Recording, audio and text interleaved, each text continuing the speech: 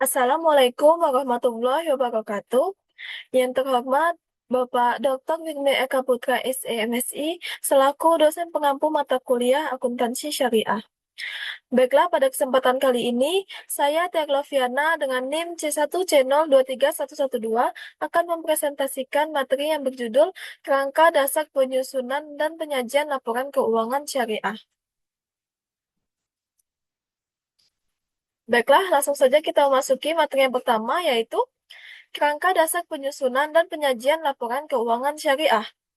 Kerangka dasar atau kerangka konseptual akuntansi adalah suatu sistem yang melekat dengan tujuan-tujuan serta sifat dasar yang mengarah pada standar yang konsisten dan terdiri atas sifat, fungsi, dan batasan dari akuntansi keuangan dan laporan keuangan.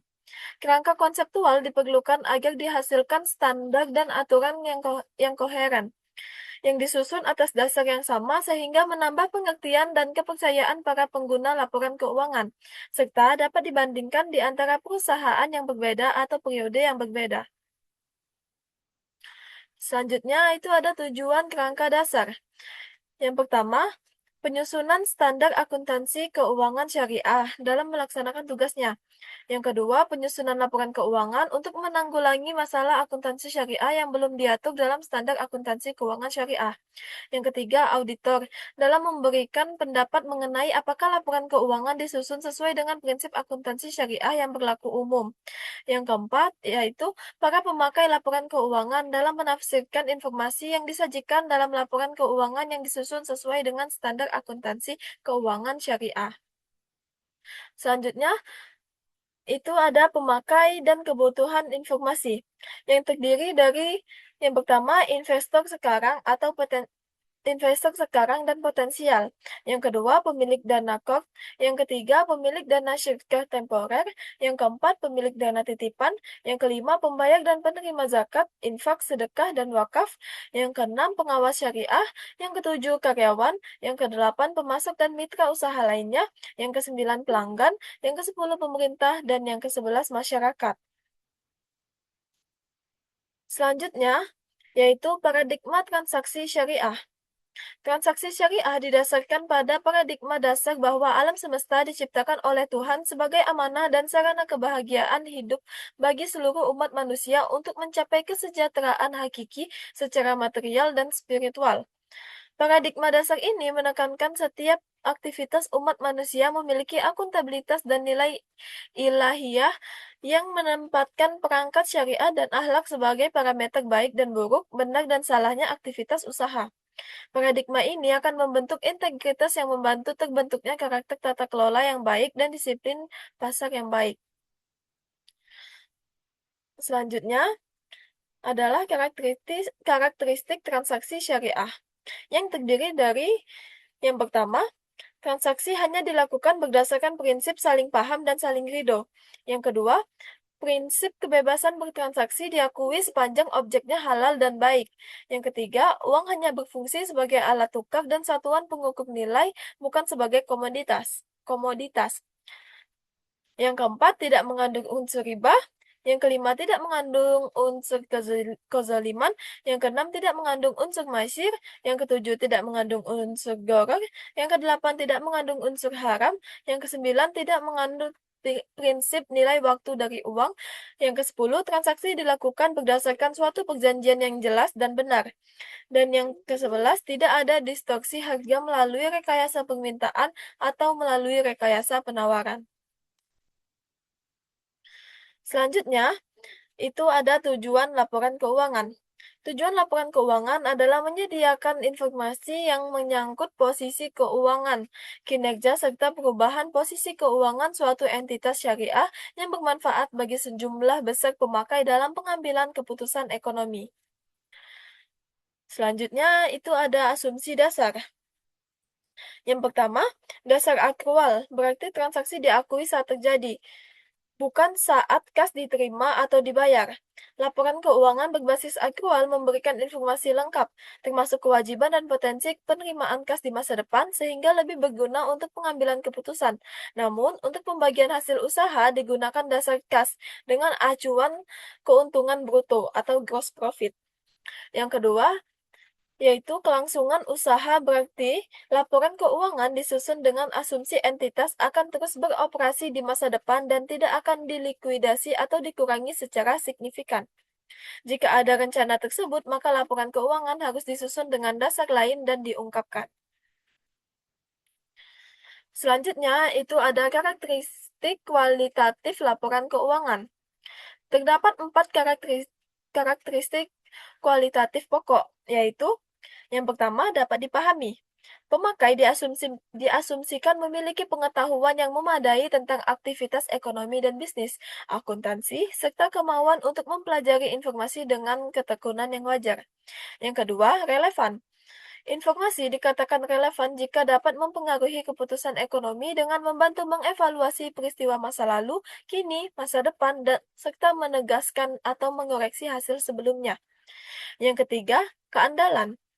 Informasi dikatakan andal jika bebas dari kesalahan dan menyesatkan, serta disajikan secara jujur sehingga dapat dipercaya oleh pemakai. Dan yang keempat, dapat dibandingkan.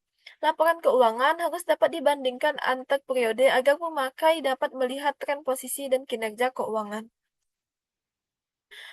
Selanjutnya, itu ada kendala informasi yang relevan dan andal.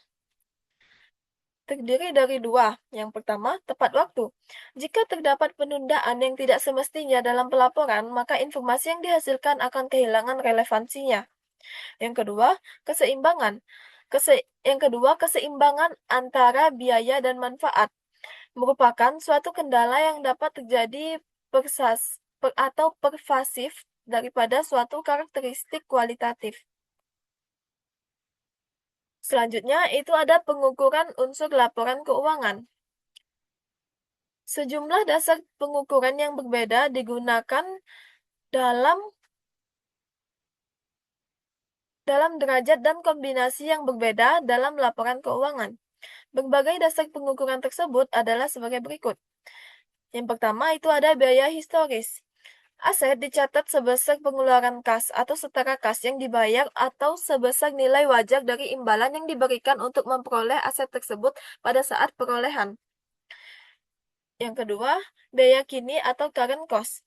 Aset dinilai dalam jumlah kas atau setara kas yang seharusnya dibayar bila aset yang sama atau setara aset diperoleh sekarang. Yang ketiga, nilai realisasi atau penyelesaian. Aset dinyatakan dalam jumlah kas atau setara kas yang dapat diperoleh sekarang dengan menjual aset dalam pelepasan normal.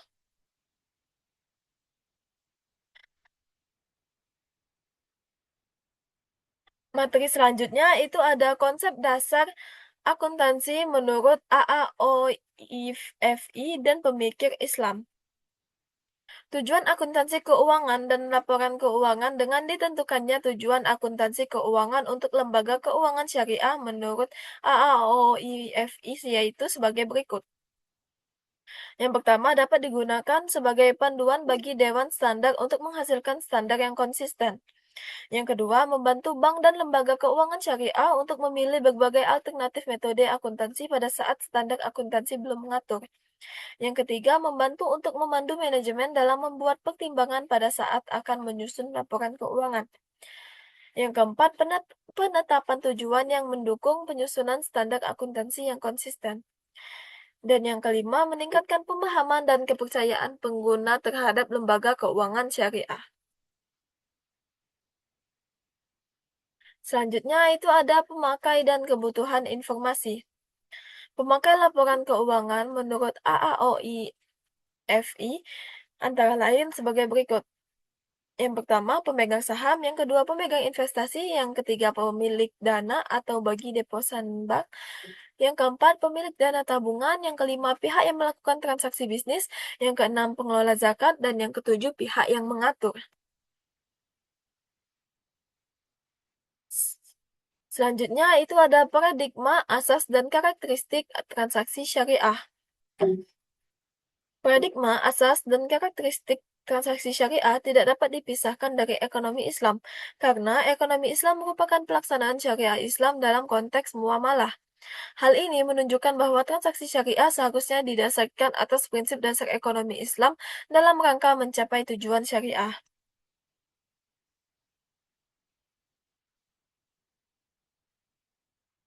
Selanjutnya, itu ada bentuk laporan keuangan. Laporan keuangan atau perbankan syariah yang diminta oleh AAOIFI antara lain, yang pertama, laporan perubahan posisi keuangan. Yang kedua, laporan laba rugi. Yang ketiga, laporan perubahan ekuitas atau laporan perubahan saldo laba. Yang keempat, laporan arus kas. Yang kelima, laporan perubahan investasi yang dibatasi oleh ekuivalennya. Yang keenam, laporan sumber dan penggunaan dana zakat serta dana sumbangan. Yang ketujuh, laporan sumber dan penggunaan dana Qard Hasan.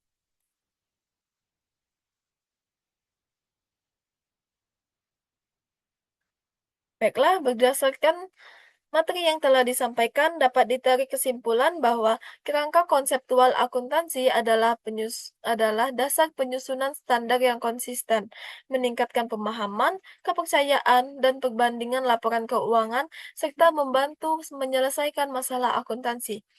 Berlaku untuk akuntansi syariah dengan prinsip syariah dan akhlak sebagai landasan hukum dan etika. Baiklah, itu saja yang dapat saya sampaikan. Mohon maaf apabila ada kesalahan. Saya akhiri. Wassalamualaikum warahmatullahi wabarakatuh.